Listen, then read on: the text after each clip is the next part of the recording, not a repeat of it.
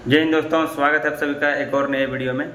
तो जैसे कि आप लोगों ने भी नोटिस देख लिया होगा, हर जगह वायरल हो चुका है और जितने भी बड़े बड़े यूट्यूबर है या टीचर है उन्होंने भी बता रखा है कि आपका जो फिजिकल होगा वो 20 अगस्त से लेकर 11 सितंबर के बीच होगा। तो ये नोटिस को देख के जहाँ तक लग रहा है कि लगभग वही डेट रहने वाला है और ये ऑथेंटिक नोटिस हो सकता है। लेकिन जानकारी के लिए बता दूँ, ये ऑफिशियल नोटिस नहीं है, ना ही ये CAPF के कोई या CRPF के कोई वेबसाइट पे दिया हुआ है, ना ही SSC के वेबसाइट पे दिया हुआ है। तो अभी तक जो नोटिस है ऑफिशियल नोटिस नहीं है, लेकिन जो नोटिस है देखने के बाद लग रहा है कि नहीं, नोटिस सही है, जेन्युइन नोटिस है। तो अगर उस डेट को अगर आपका फिजिकल हुआ, क्योंकि उसमें लिखा हुआ है कि फिजिकल और मेडिकल सेपरेटली होगा, इसका सीधा सीधा मतलब है कि फिजिकल अलग होगा, मेडिकल अलग होगा। यहाँ कुछ लोगों के मन में ये आ रहा है कि अलग अलग होगा लेकिन उसी टाइम होगा, जैसे फिजिकल खत्म हुआ फिर तुरंत बाद मेडिकल होगा। बिल्कुल वो मतलब नहीं है। इसका मतलब सीधा सीधा ये है कि इसका फिजिकल होगा, उसके बाद फिर से कटअप लगेगा, उसमें 1.5 से 2 गुने लड़के को सिलेक्ट किया जाएगा। जनरली 2 गुने लड़के को सिलेक्ट करता है, 2 गुने लड़के को सिलेक्ट किया जाएगा, उसका अलग कटअप लगेगा। तो फिर वही लोगों का मेडिकल होगा, सबका मेडिकल नहीं होगा। अगर सबका मेडिकल कराना होता तो जैसे इस बार हुआ था मेडिकल फिजिकल साथ में, वैसा ही करवाता। सेपरेटली करने का मतलब है कि फिजिकल करवाएगा, उसके बाद फिर से इसका कटअप लगेगा, कटअप बढ़ के मात्र 2 गुने लड़के को मेडिकल के लिए बुलाया जाएगा। इसके पीछे रीजन है, मैं पहले भी कई बार बता चुका हूँ कि जिसका 0.1 भी ज़्यादा है कट ऑफ से, उनका मेडिकल लेने पड़ता है और मेडिकल में खर्चा बहुत ज़्यादा आता है। तो सरकार चाह रही है कि मैं फालतू खर्चा क्यों करूं। तो अगर फिजिकल हुआ तो क्या क्या प्रोसेस होगा उसी के बारे में बताते हैं और क्या क्या डॉक्यूमेंट्स आपको लगेगा और फिजिकल में आपका किन किन चीज़ों का जाँच होगा। वीडियो को शुरू से लेकर अंत तक देखिएगा, आपके हर एक सवाल का जवाब इस वीडियो में मैं देने का कोशिश करूँगा और हमें उम्मीद है कि हर एक चीज़ जो आपके मन में आ रहा होगा उसको क्लियर करें। अगर फिर भी कोई ऐसे चीज़ें जो आपके मन में रह जाता है तो कमेंट बॉक्स में हमसे पूछ सकते हैं। तो फिजिकल में मेनली जब आपका फिजिकल होगा तो उसमें पहला आपका रनिंग होगा, दूसरा आपका चेस्ट मेजरमेंट होगा और तीसरा जो आपका है वेट मेजरमेंट होगा। हाइट तो होगा ही, हाइट, चेस्ट, वेट और रनिंग, यही चीज़ें फिजिकल में आपका हुआ। मेन इसका होता है कि रनिंग पास कर जाता है तो लगभग लड़के पास कर जाते हैं। जो बहुत ज़्यादा पतले हैं उनको चेस्ट में दिक्कत होता है। अभी भी मैं बताऊँगा जिनका चेस्ट कम हो रहा है उनको क्या करना है, कैसे वो क्वालिफाई करें, क्योंकि मेरा भी चेस्ट एकदम बॉर्डर पे होता है और मेरा वेट में भी कमी होता है। मैं प्रत्येक बार जब भी फिजिकल में गया हूँ 2 से 3 kg वेट आराम से बढ़ाया हूँ। MHA का जो गाइडलाइन है उसमें मैं फुलफिल होता था। तो चलिए उसी के बारे में बताऊंगा।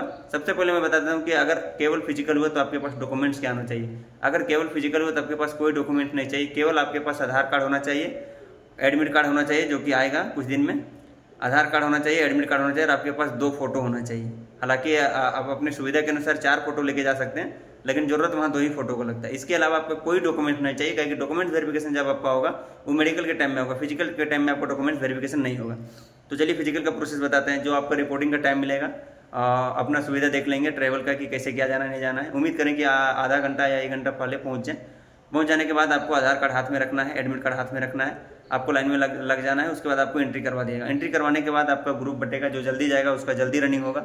सबसे पहले क्या होगा, आपको चेस्ट नंबर दे दिया जाएगा और आपका थंब इम्प्रेशन वगैरह लिया जाएगा, जो कि वो जांच करेगा कि हाँ लड़का जेन्युइन है या उसके जगह पे कोई दूसरा आया हुआ है।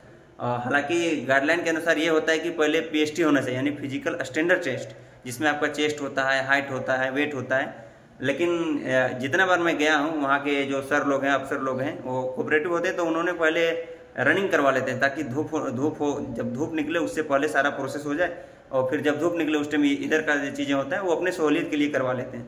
तो मोस्टली ऑफ द चांस है कि आपका सबसे पहले रनिंग होगा।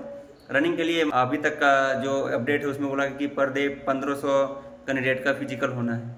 तो यही मान के चल सकते हैं, अगर 15 होगा तो 2 से 3 बैच बनाएगा, उसमें तो ज़्यादा कैंडिडेट आएगा। तो कहीं ना कहीं हमको लग रहा है कि जो RFID का बात किया है उसमें ग्राउंड में करवाएगा और लड़के को छोड़ते जाएगा ग्रुप बाय ग्रुप में।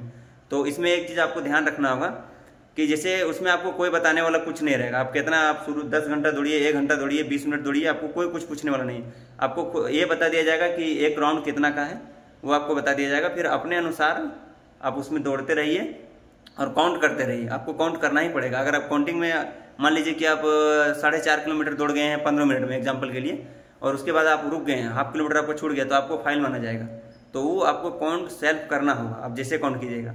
दूसरी बात कि स्मार्ट वॉच वगैरह ना पाने, ताकि वहाँ पे जो रीडिंग मशीन लगा हुआ रहता है जो आपका रीड करेगा RFID चिप को, वो स्मार्ट वॉच से फिर उसमें अनबैलेंस हो जाता है। तो आप सिंपल सा स्पोर्ट वॉच ले सकते हैं या फिर कोई सिंपल सा वॉच ले सकते हैं। स्पोर्ट वॉच में वैसा कुछ नहीं होता है। स्पोर्ट वॉच में भी आपका सारा टाइम वगैरह रहता है, लेकिन उससे कोई दिक्कत नहीं होता है।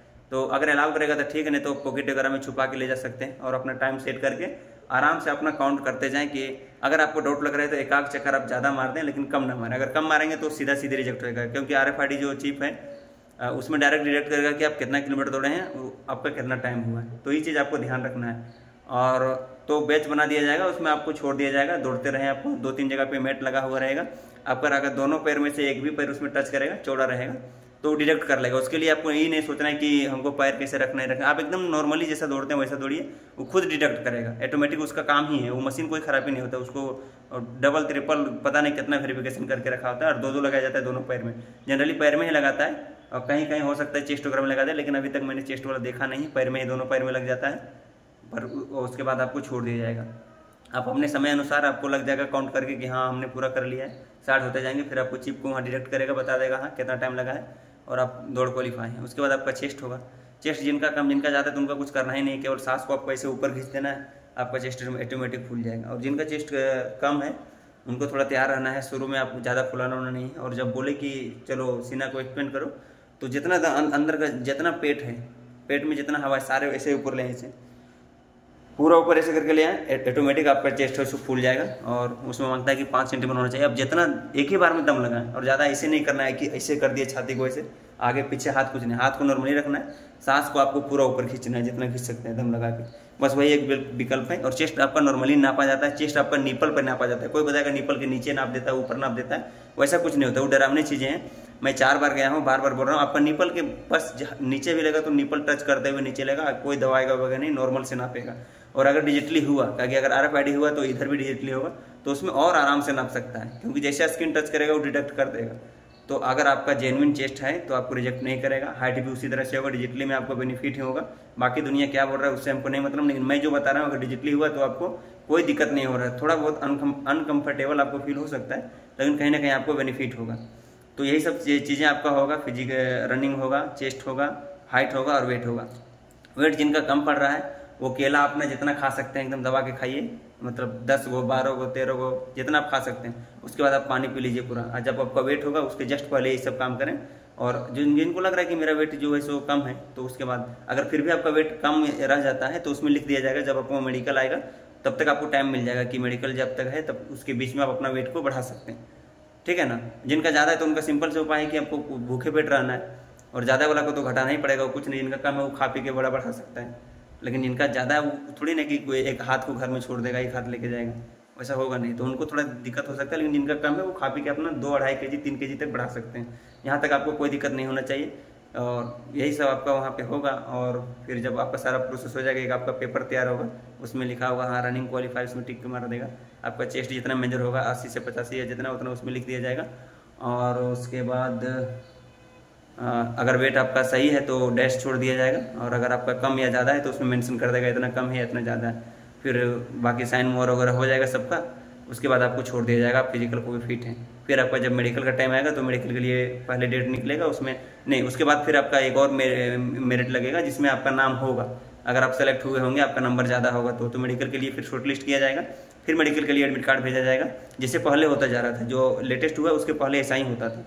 फिर आपको मेडिकल के लिए एडमिट कार्ड आएगा, फिर आपको मेडिकल देने जाना है। बाकी मेडिकल के प्रोसेस जो होता है मेडिकल के टाइम में बता दिया जाएगा, क्योंकि उस टाइम सारा डॉक्यूमेंट्स वेरिफिकेशन मेडिकल के टाइम में होगा। तो उम्मीद है कि यहाँ तक फिजिकल के रिगार्डिंग जो भी सारा प्रोसेस है आप समझे होंगे। लेकिन फिर भी अगर आपके मन में कोई सवाल होगा या हमसे बताने में कोई ऐसा चीज़ है जो छूट गया होगा, कमेंट बॉक्स में आप हमसे पूछ सकते हैं, मैं आपका जवाब यथासंभव दूंगा। मिलते हैं किसी अगले वीडियो में, तब तक के लिए अपना ख्याल रखना, रनिंग करते रखना, अपना सेहत का ख्याल रखना। जय हिंद।